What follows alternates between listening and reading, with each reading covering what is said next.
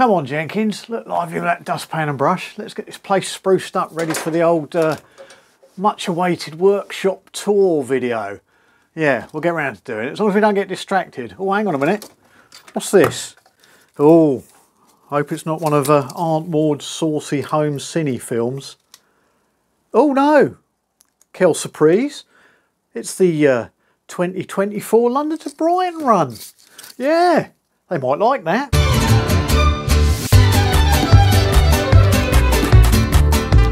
What's that up there, Jenkins?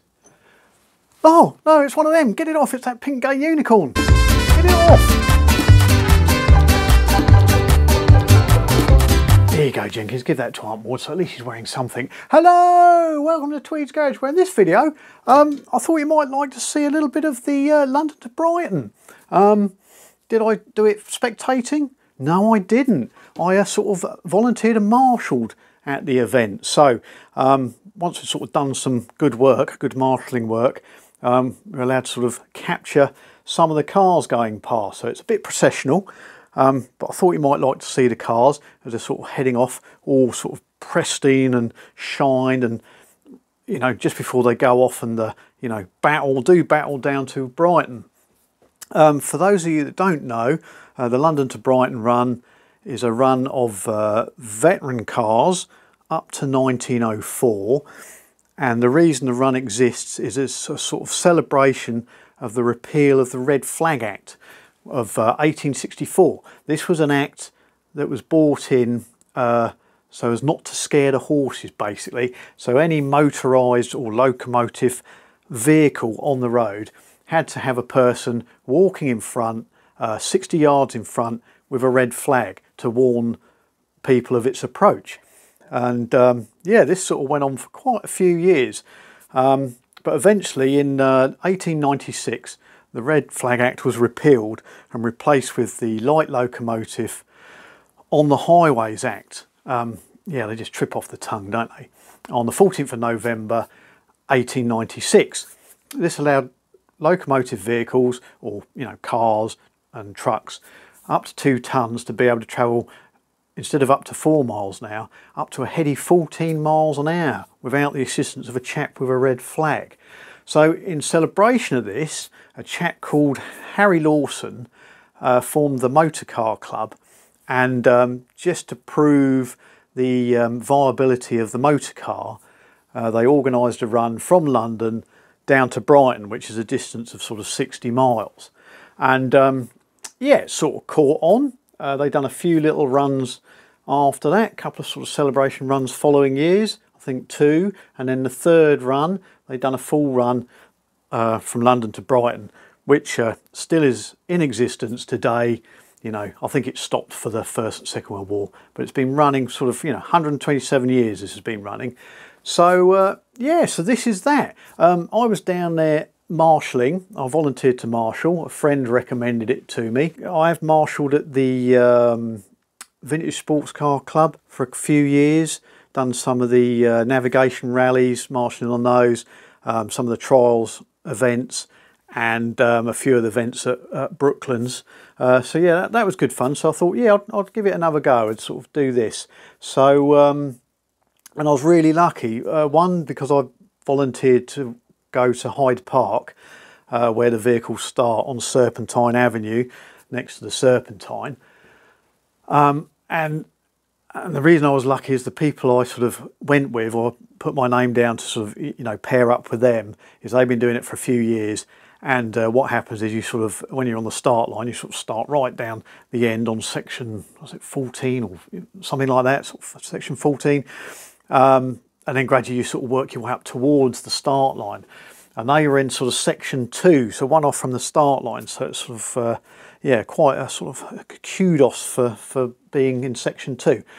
So, yeah, I went to do that. So I had to get up at 3 o'clock in the morning, made sure I sort of got up in time, made myself a flask and a little bite to eat, tuck in my bag to take with me. And yeah, plenty of coat and hat and waterproofs and all that kind of thing, because some of the previous years have been absolutely dreadful weather-wise. And drove up to Hyde Park and parked up there, and got there about 5 o'clock I think it was, so it's still dark, the sun hasn't come up yet, and had a nice little wander past the Serpentine, down Serpentine Avenue, and it was nice to see all the wildfowl on the Serpentine. They're all fast asleep, bobbing about, and went to sort of meet my other marshals on section 2. So once we got down there and settled, the cars started coming down about 6 o'clock, I think, 6, half 6, can't quite remember. But anyway, they started coming down, you know, sort of gradually, dribs and drabs, finding their section, or yeah, sometimes missing their section completely. So then we just assisted getting them into their positions. So they sort of reversed the cars into position along the Serpentine Avenue. Those that didn't have reverse gear, we gave a hand pushing if they needed it, but quite a few had reverse gear, so they managed to park up all okay. So it's just a case of waiting for all the sections to get all their cars in ready for the big off. So with most of the cars assembled in our sections, we had a little bit of time to kill until we got ready for the start, and the vehicles all had to start up and make their way down to the start line. So had a little wander up and down, look at some of the cars. What there was the Star Guest was a 1907 16 litre Fiat Grand Prix car, 130 horsepower, quite a beast. So that was in the section next to us, so I managed to sort of just wander down whilst they were doing the sort of final settings and tunings of it. So I had it running there. So yeah, got a bit of video of that for you to have a listen.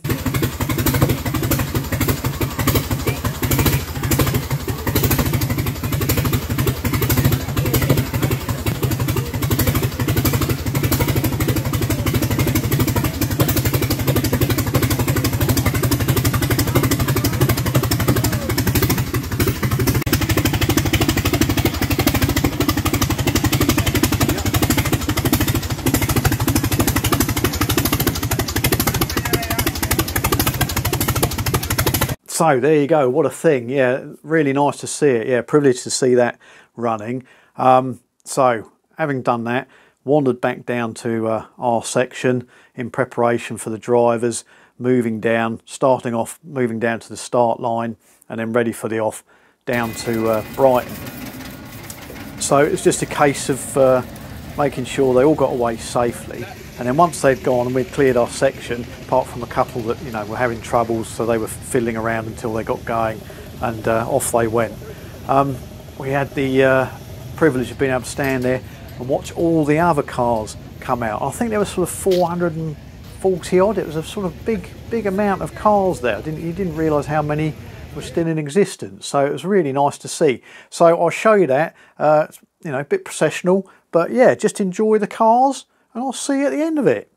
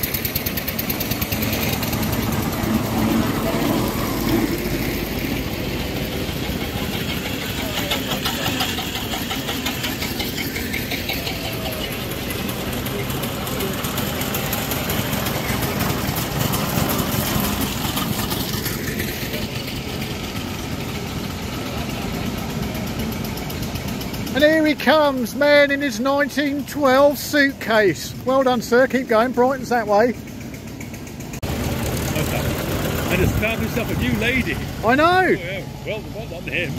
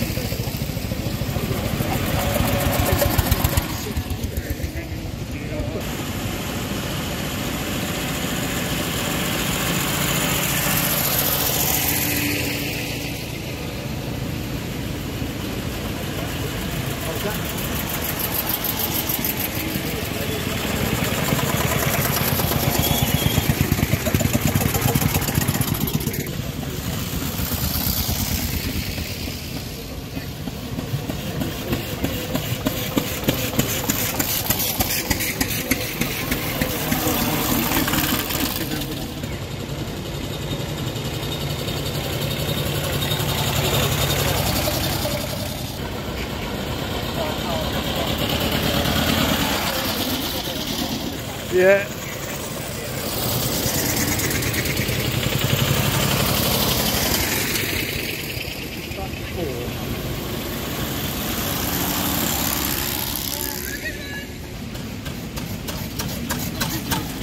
Another steamer.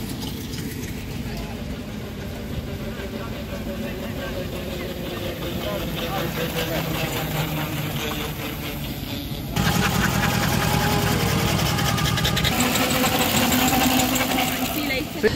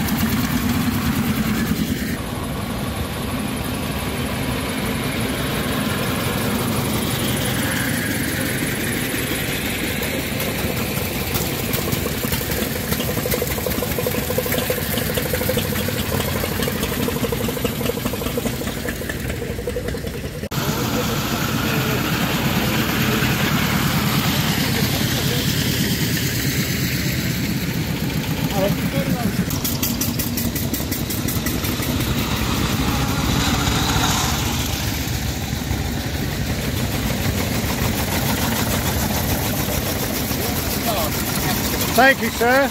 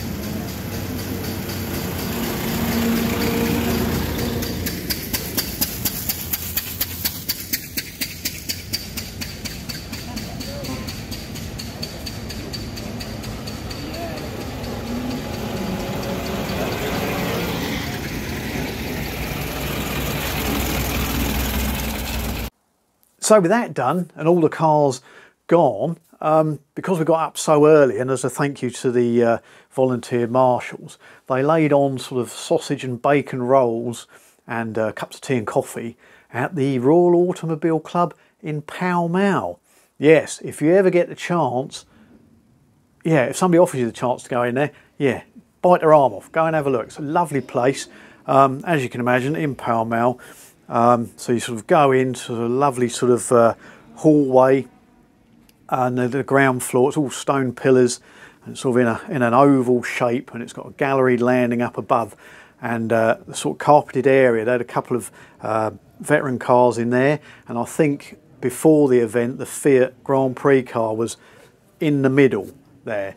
And they sort of change the cars over the year depending on what sort of events they have on at the Royal Automobile Club. So yeah, very nice. And it's sort of got restaurants, bars and a sports club, and it's yeah, it's very nice. Oh, and in the gents' toilet they've got Zeppelin taps. No, not Zeppelins, probably R101 airships, shall we say. But yes, very nice surroundings, very nice. They've got a big library up there that sort of members can go and have a look at all the motoring books in there. And then upstairs they've got sorts of function room and you know, and other bits and bobs up there, and rooms as well, I think. So if you're a sort of member of the club, you can sort of book a room there. So yeah, very privileged to go in there. I have been in there once before, and yeah, it's just a nice place. So yeah, if you get the chance, go in there. So there you go, London to Brighton 2024 run. Hope you enjoyed it. A bit processional, I know, but I sort of, as I was marshalling, that's where I was stuck, and so I've done the best I could. If you like the video, give us a little like, and if you want to see more stuff, subscribe, like I said.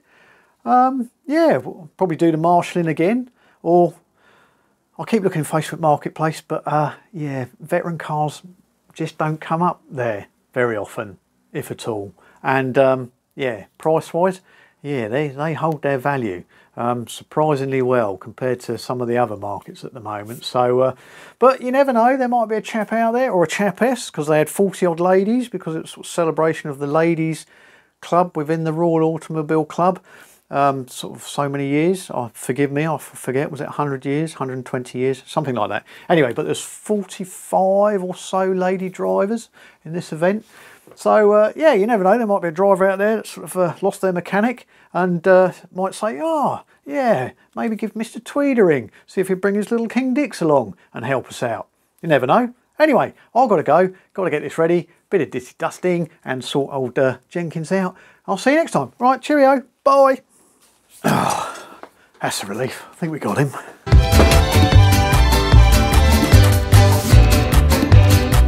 Oh, knocked myself up. Jenkins, give that to Aunt Maud, so at least she's wearing some bollocks. We've sort of been through the... No, we haven't. Hello, and welcome to Tweed's Garage, where in this episode... Hello, welcome to Tweed's Garage. Frog. Hello, welcome to Tweed's video. Video? Bollocks. Hello, welcome to Tweed's video. We're in this garage. That was in, I can't see because my computer's gone off. Hang on. Here you go, Jenkins. Give this to Aunt Maud, so at least she's wearing something. Hello, welcome to Tweed's video. God, fucking video. 4 to a heady sort of 40 miles. No, nearly there.